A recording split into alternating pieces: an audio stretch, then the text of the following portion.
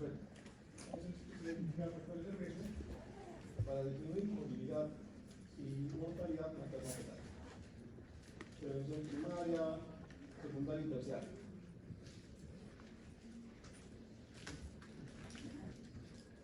Entonces, el control prenatal incluye desde la consulta preconcepcional. ¿No? La consulta preconcepcional es identificar qué mujeres, cuáles está recomendado embarazarse y cuáles no. En todo caso, aquellas que se embarazan a pesar de que están recomendadas embarazarse, especificar qué riesgos van a tener y a qué atenerse y dónde atenderse.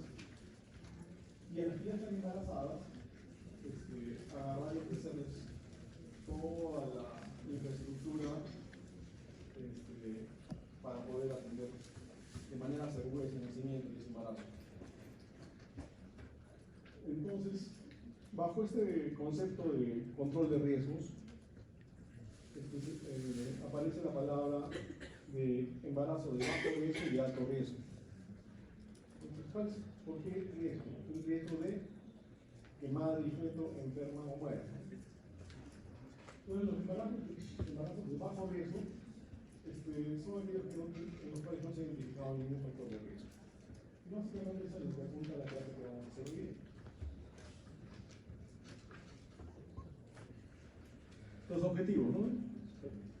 Básicamente es la primera línea: disminuir la mortalidad materna perinatal, identificando riesgos. El resto es más de lo mismo. Entonces, ¿qué se hace? Antes de pasar a eso,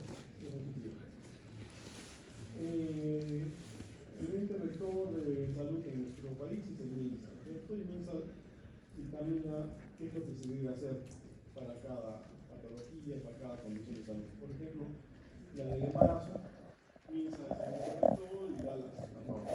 La última norma que el MINSA ha dictado es la del 2013. El MINSA tuvimos acá y pues ahora en el 2020 con lo del COVID.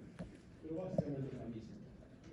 Y en ella están vertidos todos los conceptos de la atención prenatal. Y acá voy a rescatar tres de ellos. La red obstétrica. La red obstétrica es toda la infraestructura y personal que está dedicado a tener una mujer embarazada o el control preconcepcional o una mujer que ha dado a luz. Antes, durante y después.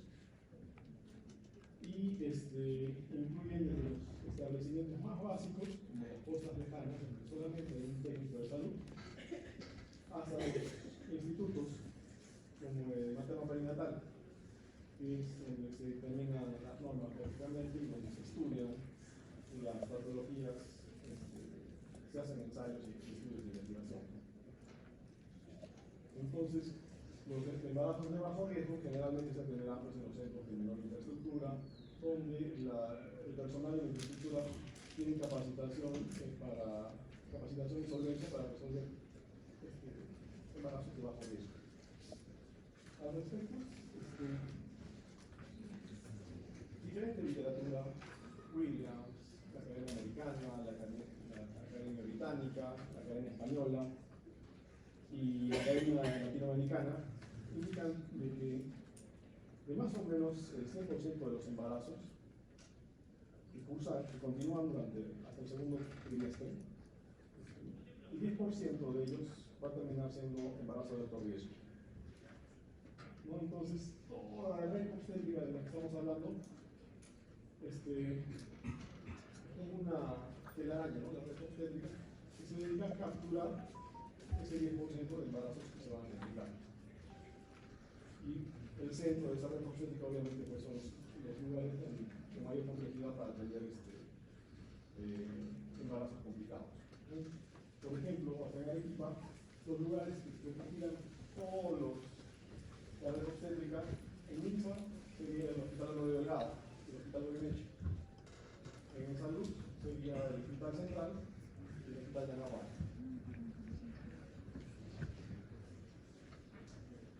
Ya. Entonces, ¿qué se hace cuando una mujer sospecha estar embarazada? Lo clásico es que la mujer se le presenta la regla y si la ausencia de regla se acompaña con síntomas, la mujer lo va a confirmar con una prueba doméstica, ¿no? Una prueba de la farmacia.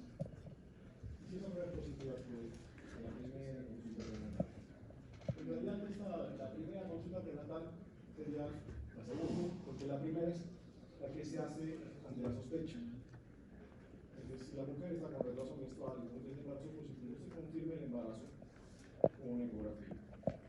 Y en la ecografía, sí que en la ecografía muestra que hay un embarazo intraútero, un embrión con latidos. Entonces, ahí ese es el punto de partida para el control prenatal. Entonces, para responder a la pregunta que les hice, son 4 las ecografías. Esta sería la primera ecografía. La ecografía que confirma embarazo intraútero con embrión con latidos.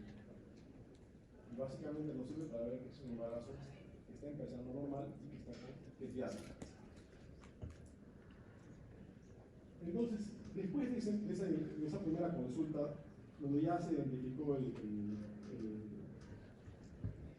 embarazo viable intraútero, recién comienza esta primera consulta prenatal. Donde la mujer se visita con un personal preparado para esto, ¿no? Entonces, ¿quiénes se prepararon para esto?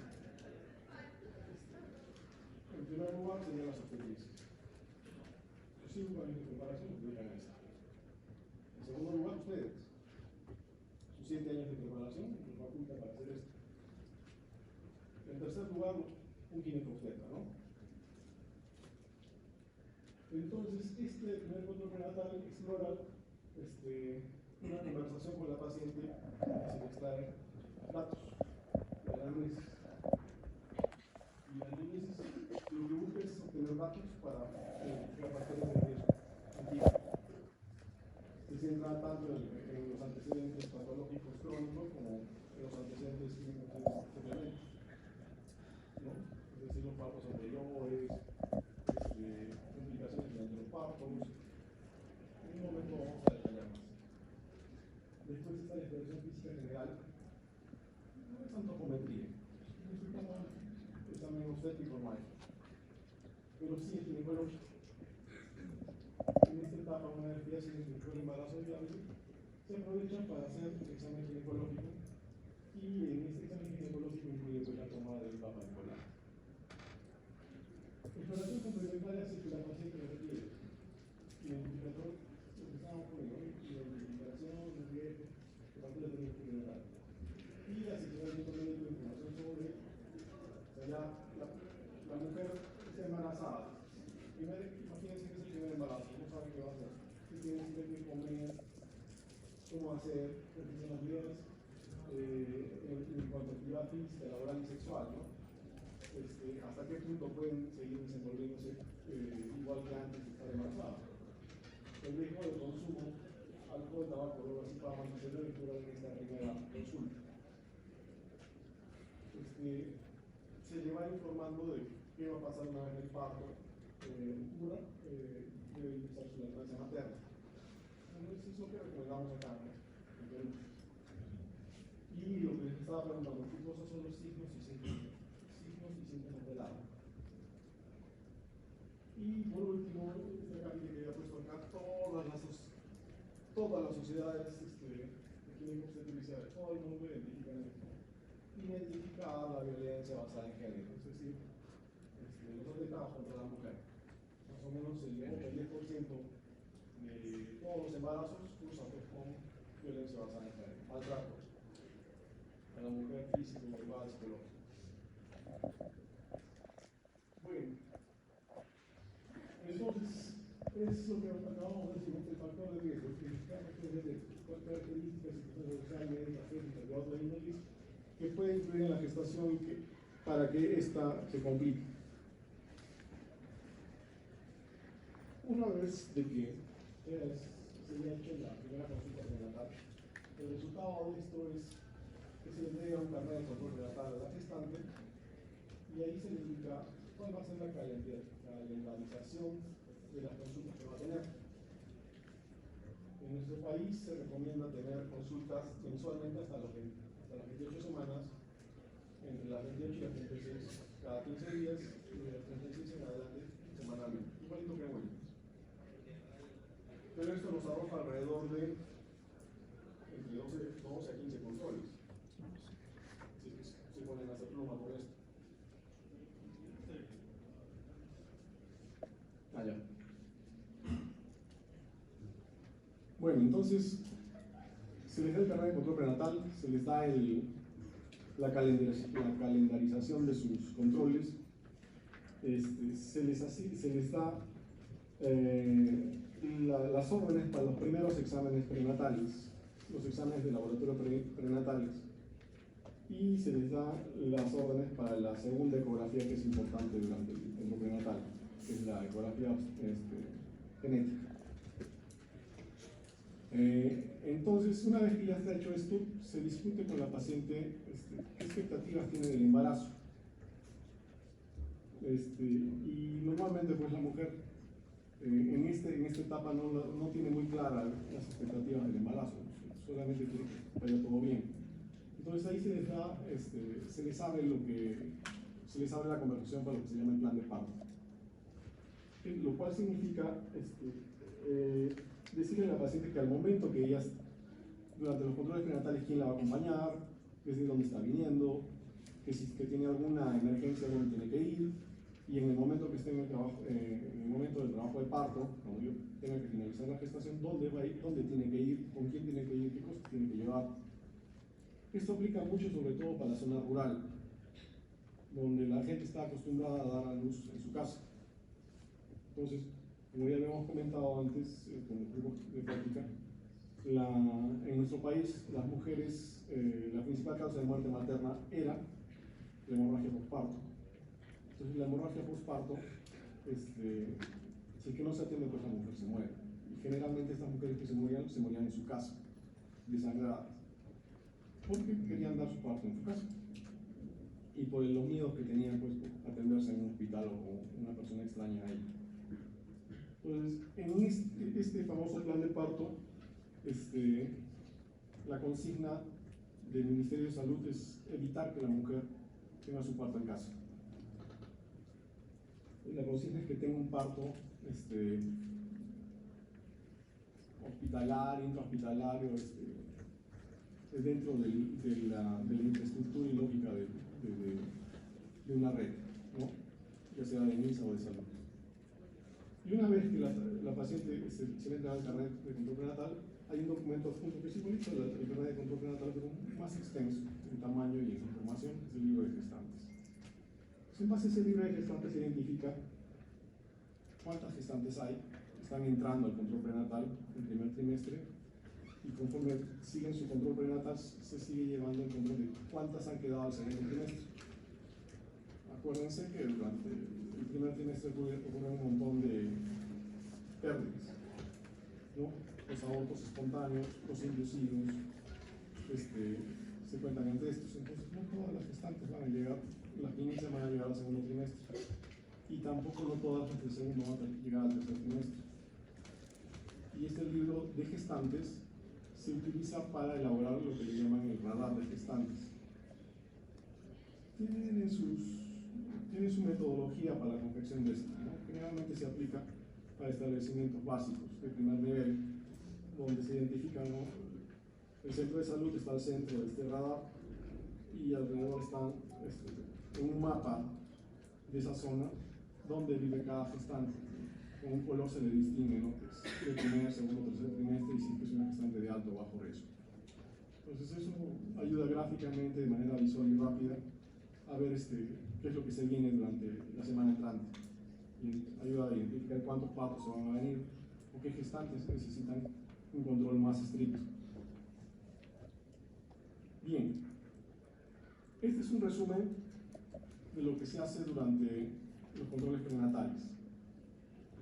Este es un resumen antiguo de la sociedad española. Este es lo que tienen los Williams. Y esto es lo que te dice MINSA. Todos coinciden, ¿no? Todos coinciden. Vamos a hablar un poco de lo que dice MINSA, por ejemplo. Para MINSA se considera que un control prenatal es adecuado si es que la gestante se ha controlado 6 veces. ¿No? Por eso es que señalan 6 veces ahí. En esos periodos, antes de las 14 semanas, entre las 14 y 21, entre las 22 y 24, 25 y 32, 33 y 36 y 37 y 40. No es así como lo recomienda Williams, ¿no es cierto? Williams recomienda que más o menos haya entre 12 a 15 controles. Ahora, al respecto, la sociedad británica, la Royal College, propone una forma inversa, mientras que la sociedad americana propone hacer los controles espaciados hasta la semana 28 cada mes. La sociedad británica propone que los controles sean semanales o quincenales durante el primer y segundo trimestre, básicamente para identificar factores de riesgo prevenibles. Bien, entonces volvamos a MINSA. La primera atención está todo lo que les había comentado, ¿no? Confirmar el embarazo, orientación en consejería nutricional, que incluye justamente la dosis de ácido fólico inicial, la anamnesis para identificar factores de riesgo, la detección de signos de alarma. Acá me voy a detener. Los signos de alarma los consignan en todas las sociedades de obstetricia y son útiles para identificar, para que la mujer, que no sabe de medicina obviamente, identifique conscientemente bajo qué circunstancias debe buscar ayuda inmediata. Entonces lo recordamos con los 5, es la memotecnia, los 5 dedos de la mano. El primero, bueno, y los signos de alarma se distinguen entre los que están en la primera mitad del embarazo y los que están en la segunda mitad del embarazo. Básicamente nos vamos a centrar en los de la segunda mitad. El primero es que el bebé no se mueva, que no perciba los movimientos fetales. La mujer los percibía y ya no los percibe. El segundo es que comienza a tener dolor y contracciones. Normalmente el útero se contrae, mientras más se acerca la fecha de parto, la mujer va a sentir más contracciones, pero no dolorosas. Conocen, ya les van a explicar, si no les han explicado de las contracciones de Braxton Hicks. Pero existen las condiciones patológicas que desencadenan contracciones, y contracciones dolorosas y frecuentes que ocasionan los partos pretérminos. Entonces, dolor y contracciones constantes es el segundo signo. El tercer signo y síntoma de alarma es la pérdida de sangre o líquido por vagina. Identifica una ruptura prematura de membranas, una amenaza de parto pretérmino, trastornos placentarios como placenta previa, desprendimiento de placenta, pasa previa, todas las hemorragias del segundo trimestre. El tercer signo es las infecciones. Que la paciente no tenga fiebre ni molestias por orinar. Sería el cuarto, ¿no? La infección más frecuente en el embarazo es la infección urinaria. Y al ser la más frecuente es la que más complica el embarazo. Una complicación de la infección urinaria, por ejemplo, es la sepsis materna. Y la sepsis materna, como hemos visto en un factor de riesgo, que termina en muerte materna o muerte fetal. Y las mujeres gestantes fácilmente pasan de una infección urinaria baja o complicada a una sepsis, con su condición de inmunosupresión y tolerancia. Entonces, es un signo de alarma, la fiebre o las molestias por orinar. ¿Ya? Y el último signo de alarma engloba todos los signos premonitorios de eclampsia. Otra vez, los signos premonitorios de eclampsia se abren en un abanico de 5 posibilidades, una nueva mano. El principal es el dolor de cabeza. Dolor de cabeza se describe como un dolor de cabeza holocraneano, opresivo, constante, de intensidad variable, que se acompaña del otro signo, escotomas, ¿no? Los centellantes o los de desprendimiento, los centellantes o los oscurecimientos, ¿no? Estrellitas o puntos negros. El tercer síntoma premonitorio de eclampsia es la persistencia de tinnitus, los zumbidos de oídos bilaterales. El siguiente signo de eclampsia es la epigastralgia, una epigastralgia que no es como la de la gastritis, sino es una epigastralgia opresiva, que generalmente se va a hacer hipocondrio derecho. Y se acompaña de sensación de malestar general y de envejecimiento. Y el último signo de alarma para eclampsia es la anasarca. Normalmente la mujer embarazada tiene edema en los miembros inferiores, por la dificultad del retorno linfático y venoso, por la compresión que hace el útero en la vena cava y el sistema linfático. Y esto es normal siempre y cuando el edema, que es gravativo, no pase las rodillas. Pero si te pasa en las rodillas, se está entrando en la anasarca, y este es el quinto signo o síntoma de alarma de eclampsia. Entonces tenemos 5 signos de alarma obstétrico, 5 signos de alarma de eclampsia.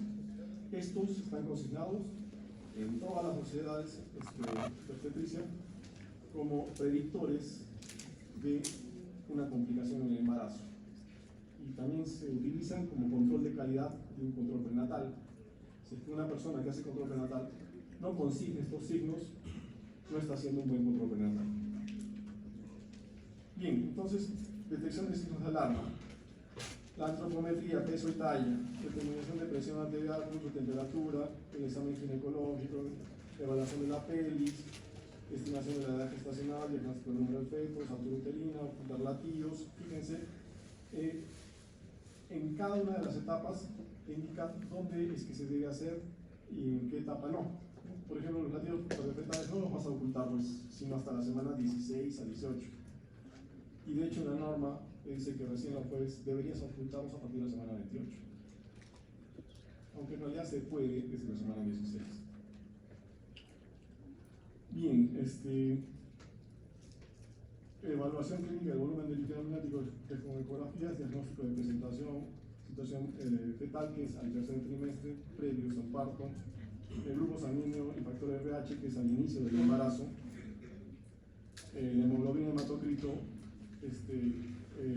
es para cuantificar, es para determinar el riesgo de anemia. Anemia está asociado a parto pretérmino, retardo de crecimiento y complicaciones maternas mayores. Entonces, sirve para eso. El examen, el urocultivo, es el que se debería pedir en todos los ámbitos antes que un examen completorino. Entonces, como ya hemos hablado, la infección urinaria es la infección más frecuente durante el embarazo y se debe detectar, se debe pesquisar al inicio del embarazo y al final del embarazo, aun si la paciente no tiene síntomas. Y obviamente, si es que tiene síntomas, tiene que pesquisarlo inmediatamente, ¿no? Porque es uno de los signos de alarma. La detección de diabetes gestacional, que se hace a toda la población gestante. El screening es justamente con la primera batería de exámenes prenatales. Y la segunda batería de exámenes prenatales, que es antes del parto también. Y aquellas que tienen factor de riesgo para diabetes gestacional, el screening, además del screening, se les hace una prueba de tamizaje diagnóstico durante el segundo trimestre, que es el test de tolerancia a la glucosa, bajo los diferentes esquemas de acuerdo a la sociedad obstétrica donde estén. Estábamos. El tamizaje de HIV, sífilis y hepatitis, importante para prevenir la transmisión vertical, ¿no? Habíamos hablado que es controlar riesgos, en este caso es controlar los riesgos del ser humano que viene. Entonces, y si se pueden controlar esos riesgos. Una sífilis neonatal es terrible para toda la vida de ese feto, pero si es que se trata en la gestante, antes de que el feto sea afectado, el pronóstico del futuro de ese ser humano es normal, al igual que el HIV. Una persona infectada por HIV va a estar con HIV toda su vida, pero si es que se previene la transmisión vertical aplicando la terapia antirretroviral a la mujer gestante, entonces este riesgo es prácticamente inexistente. Y las hepatitis, determinar qué mujeres están en hepatitis también es importante. Las inmunoglobulinas tienen alguna acción y las vacunas también, para evitar que ese feto nazca con hepatitis. Este examen de la proteinuria es algo que se aplica solo acá en Perú, la cinta reactiva de proteinuria cualitativa. Durante todos los exámenes se les aplica. No así en otros lugares, ¿no? La sociedad americana, la inglesa, la hindú, la española, dicen que solamente se aplique el test de proteinuria cualitativa a las mujeres que tienen factores de riesgo para eclampsia o preeclampsia. Y más que la tirada reactiva de proteinuria cualitativa, se pide la proteinuria de 24 horas. Pero acá lo tenemos que mencionar porque estamos en este país. La vacuna antitetánica, entramos al territorio de las vacunas. En nuestro país, las dos vacunas que son obligatorias son la antitetánica y la influenza, ¿no? Ambas aplicables desde el segundo trimestre. En realidad la antitetánica la puedes poner también durante el primer trimestre. Pero, si se ponen a leer que el mejor efecto de la antitetánica se consigue en el tercer trimestre. La aplicación básicamente se pone para evitar el tétano neonatal. Entonces, el mejor efecto se consigue si la mujer se vacunó en el tercer trimestre. Y obviamente con nuestra oleada de COVID, la recomendación de que todas las gestantes se vacunen contra el COVID sigue vigente. Durante la pandemia del COVID, sí, pues las gestantes se morían con COVID, más que la población general. Entonces, a tener en cuenta eso, es una vacuna recomendada también.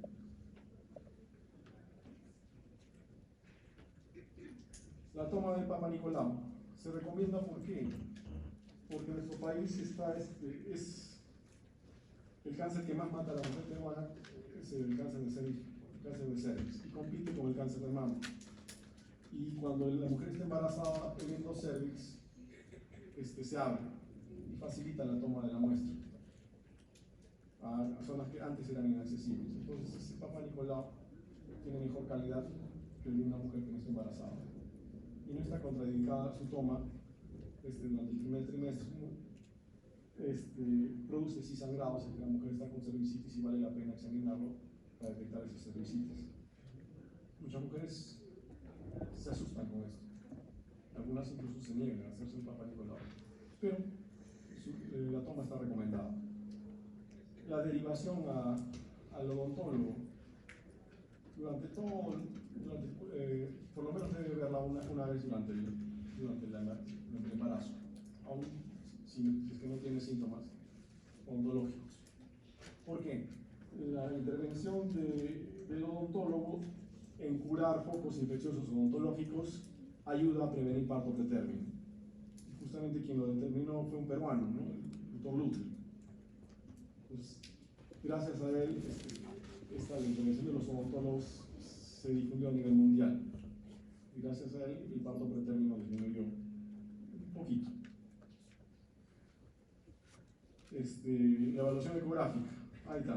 Según MINSA acá dice que solamente se debería hacer 2 ecografías, ¿no? La que se hace antes de las 14 y la que se hace de la semana 20 y 24. Hoy vamos a hablar un poquito más en un momento. La administración de ácido fólico recomendada por todas las sociedades durante el primer trimestre, exclusivamente del ácido fólico. La dosis 0.4 miligramos, o 400 microgramos, para mujeres de menos de 35 años. Para mujeres de más de 35 años la dosis es 0.8 miligramos. Y para mujeres que han tenido fetos con defectos del tubo neural, la dosis es 10 veces más. Entonces, la administración de ácido fólico sirve sí para prevenir uno de los defectos estructurales del feto más frecuentes, que son los defectos del tubo neural. Ahora, ahí también te dice cuándo hacer test de bienestar fetal, los famosos monitoreos cardiofetales. Son exclusivos del tercer trimestre, ¿no? A partir de la semana 28, condicional y efectivos desde la semana 32. La administración de hierro más ácido fólico ya se inicia a partir de la semana 14, para prevenir básicamente anemia, ya no para prevenir defectos del tubo neural. La administración de calcio se recomienda a partir del segundo trimestre, básicamente para prevenir eclampsia y preeclampsia. La información sobre salud bueno, el penúltimo capítulo es para todo lo que es planificación familiar. Y se indica durante todo el embarazo. O sea, ¿de qué sirve darle información sobre planificación familiar a una mujer que ya está embarazada? ¿No? Básicamente es para darle conciencia de cuántos hijos después le van a venir, cuántos más quiere tener, cuántos debería tener, de acuerdo a su condición, ¿no? Respetando todos sus derechos reproductivos, obviamente. Y lo último, que es la psicoprofilaxis y estimulación prenatal, que se ha visto que mejoran los pronósticos de neurodesarrollo del recién nacido. Y se aplica desde la semana 12 en otros países, es decir, inmediatamente después de la ecografía genética. Y los estudios de impacto generalmente se han hecho durante el segundo y tercer trimestre. Bien, dentro del control prenatal habíamos visto que la biometría fetal, la biometría materna era importante, ¿no es cierto? Entonces, en nuestro país se dice que las mujeres no deben subir más allá de 12 kilogramos y no deberían subir menos de 8 kilogramos. Entonces, ahí está, según MINSA, este rango está entre 8 y 12. El cuadrito que ven ahí es el cuadrito de Williams, donde detalla para la población que ellos tienen. En Estados Unidos, por ejemplo, la cantidad de obesos es preocupante. Entonces ahí se indica cuánto debería subir una obesa durante todo el embarazo. Fíjense, 5 a 9 kilos, que es menos de lo recomendado por MINSA, ¿no? Bueno, esa es otra realidad, pero es importante. Entonces, para nuestra realidad, la ganancia de peso es entre 8 a 12 kilómetros. Otra cosa que se está observando en nuestro país es que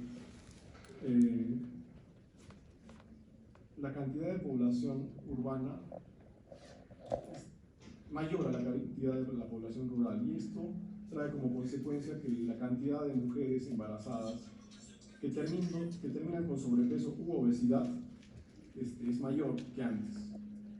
De hecho, cuando una mujer ha dado a luz y está con sobrepeso u obesidad, se estima, a grosso modo, porque todavía no hay estudios serios en nuestro país, que de cada 3 mujeres que terminaron con sobrepeso u obesidad, una va a terminar siendo obesa toda su vida. Ya nunca va a recuperar su peso pre-gestacional. Y más si es que no da de lactar. Entonces es importante esto, sí, porque como sabrán, la obesidad tiene pues cola, ¿no? Es la puerta de entrada para muchas más enfermedades. Factores de riesgo. Justamente en la anamnesis es lo que estábamos preguntando, ¿no? La edad materna, menos de 18, más de 35. Esas edades se estiman para complicaciones maternas y fetales, ¿no? Bajo peso al nacer del recién nacido, fetos malformados, mujeres con eclampsia, mujeres con diabetes gestacional, mujeres que terminan en cesárea, mujeres que necesitan UCI, fetos que necesitan UCI, muertes maternas, muertes fetales, muertes perinatales. Lo mismo la obesidad, la desnutrición, el consumo de sustancias tóxicas, el nivel socioeconómico bajo de por sí es también un factor de riesgo obstétrico. El riesgo laboral, ¿no? El riesgo laboral, generalmente a las gestantes se les recomienda trabajo de escritorio, no trabajo de campo. Y si manejan sustancias químicas, peor aún, ¿no?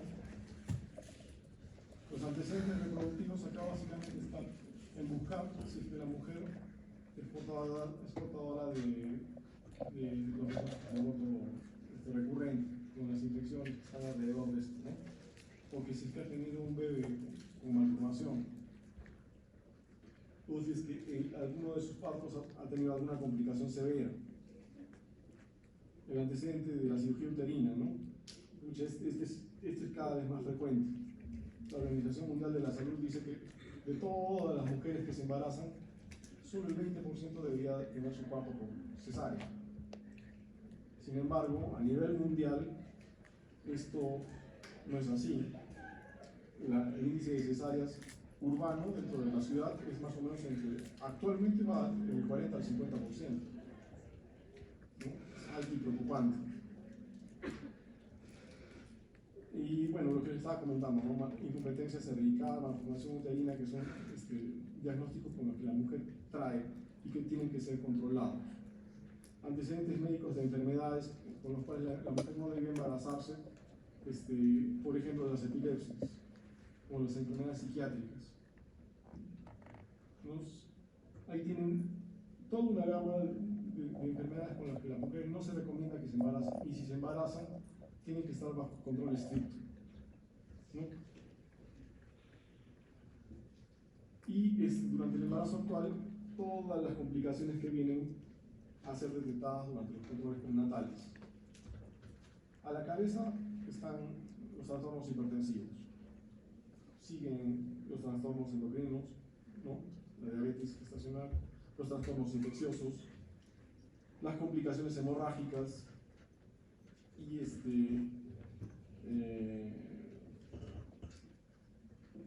casos menos frecuentes son, por ejemplo, las isoinmunizaciones.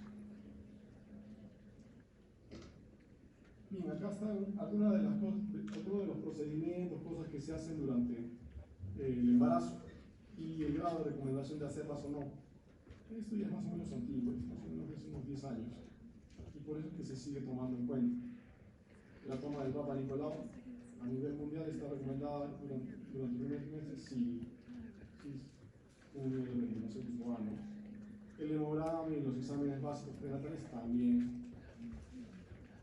El grupo sanguíneo y el test de Cruz indirecto también en todos. Algunas sociedades científicas, algunas sociedades obstétricas indican de que a todas las mujeres que se embarazan se les debería tomar el test de Cruz, independientemente si son RH positivas o negativas. ¿Ya? Y eso es por su alta, esto es debido a su alta incidencia de ictericia neonatal. Pero en senso estricto, en nuestro medio, se respeta todavía la recomendación del test de COMS solamente de las mujeres que son RH negativas. Con el protocolo consiguiente, donde si es negativo, darles la vacuna tibia a las 28 semanas y posterior al parto si el feto es RH positivo. La glucosa y el cribado de diabetes gestacional también se hace bajo las diferentes modalidades que se haga en el lugar donde estén. En Estados Unidos les gusta usar el test de suyo. El cribado de sífilis, hepatitis B y HIV, como les había comentado, ¿sirve? Claro que sirve. El nivel de evidencia es alto porque al detectar una de esas enfermedades y tratarla, estamos evitando traer a un ser humano al trecho. La exploración ecográfica también sí sirve, previene lesión materna y fetal. El cribado de rubéola y toxoplasma no tiene tanta recomendación, ¿no? Es de acuerdo al área donde se esté. Hablemos de los procedimientos durante el embarazo. Las ecografías obstétricas. Se recomienda la Sociedad Internacional de Ultrasonografía Obstétrica y Ginecológica, la ISUOC, recomienda hacer 4 ecografías durante el embarazo de bajo riesgo. La primera es para detectar el embarazo y empezar el control prenatal, de la que ya hemos hablado. La segunda es la ecografía que se llama genética o el cribaje de cromosomopatías. Ahí se aprovecha para también hacer cribaje de preeclampsia y cribaje de parto pretérmino. Se hace entre la semana 11 y 14. La tercera ecografía sería la ecografía que ahora la llamamos morfológica o estructural. Se hace entre la semana 18 a 26. Este diapositivo es antiguo. Entonces, sí es factible hacerla entre la semana 18 y 26. Y es un tamizaje de todas las malformaciones del feto finas, ¿no? Desde la cabeza hasta la punta de los pies. Y la ecografía del tercer trimestre, que se recomienda hacerla desde la semana 32. Ahí estamos poniendo 34, no, semana 32. Una ecografía para embarazos de bajo riesgo. Si se tiene que hacer y limitar el recurso, si es que la mujer no tiene ningún problema en el control prenatal, la altura uterina ha seguido el mismo camino, el camino predicho, se recomendaría hacerla a la semana 36 a 38 para ver la posición y el peso fetal. Ya fue, ¿no? Bien, esto es la ecografía morfológica, la ecografía del tercer trimestre básicamente para detectar retardo de crecimiento. Esto es algo de lo antiguo, que es el cribaje en el primer trimestre con marcadores bioquímicos solos, más la ecografía genética. Nuevamente, acá está lo que habíamos comentado de cuántas consultas prenatales debe tener una gestante de bajo riesgo. En nuestro país es 6, ¿no? Según la OMS es 4, más 3 ecografías, como mínimo. La suplementación durante el embarazo, como habíamos comentado también, hierro hasta la semana, ácido fólico hasta la semana 14, hierro más ácido fólico a partir de la semana 14 hasta el término del embarazo, y calcio a partir de la semana 20, o del segundo trimestre. Las dosis recomendadas, ustedes ya la tienen en Williams, descubierto